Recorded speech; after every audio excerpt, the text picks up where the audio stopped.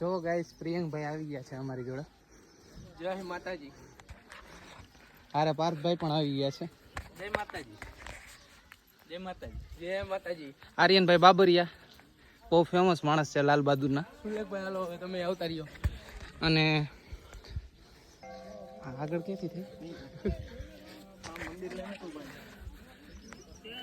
Hello guys, આવી ગયા બધા માતાજી ને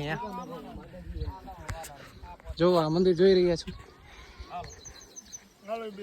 બધા પગપાળ આવ્યા છે, જોઈ રહ્યા છો.